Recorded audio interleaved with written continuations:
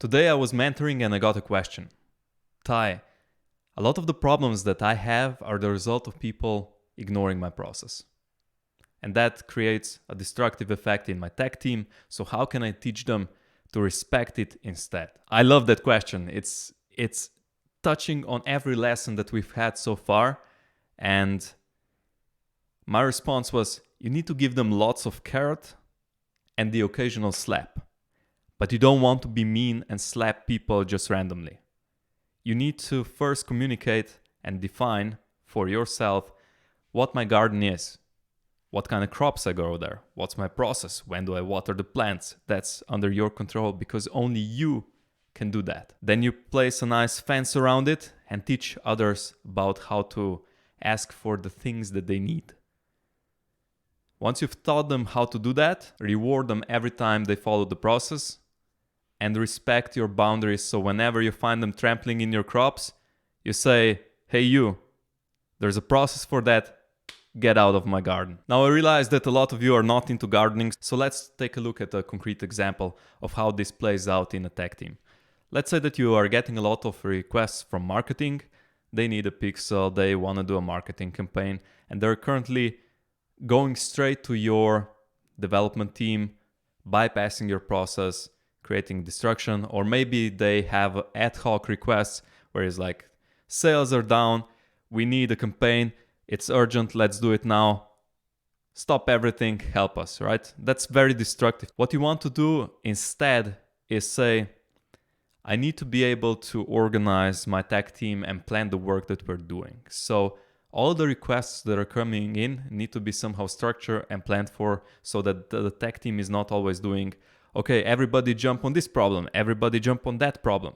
There needs to be some order to the chaos. So you can start by holding regular meetings with heads of those departments that need that support so that you can ask them, hey, what do you need?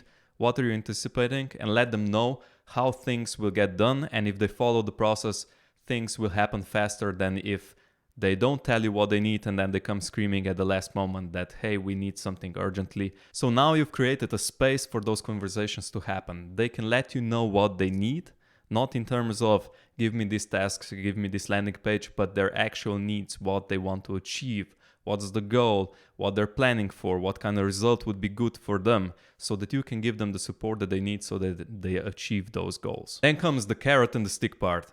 Anytime they follow the process, you encourage them, you give them recognition publicly, you let them know how successful things were because they follow the process, and make sure that following the process actually works. It needs to give results, and then they will see that, okay, if we follow the process, things happen more smoothly. And then you need to enforce this consistently. If you have a great process that you've proven that it works, that it's not destructive for the company, but actually helps you to deliver more than you could with constant interruptions, then whenever they jump over the process and start acting in a disruptive way, there needs to be a slap and you need to let them know, hey, this is not the way we do things, because even if we help you achieve your goals, there's a real cost associated with it. We will unblock you, but at the cost of like 3 other departments not getting what they need to succeed, or us handling the things that are important and in the pipeline. As a final step, you need to leave room for adjustments and flexibility. You need to meet with those department heads and give them a feedback loop so that they know that, hey, we put this into the process, we got some results back, and that there is this conversation that happens where it's not just like they throw features into your pipeline and then hope for the best. There needs to be a feedback loop that you will establish. To summarize, step 1, define what your garden is, what your responsibilities are, what only you can do because you are the expert.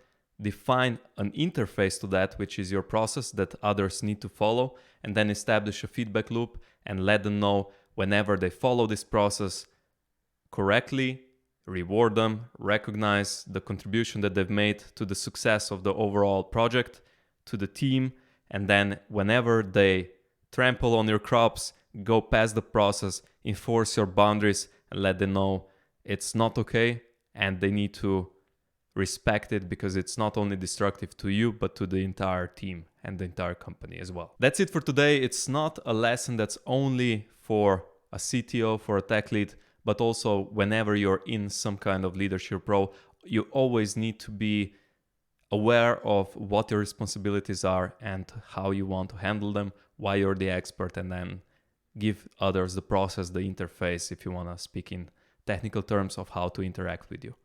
I hope that's helpful. I would love to hear your thoughts on the matter. Write me in the comments below, and I look forward to the conversation. I'll see you really soon. Have a fantastic week, and goodbye.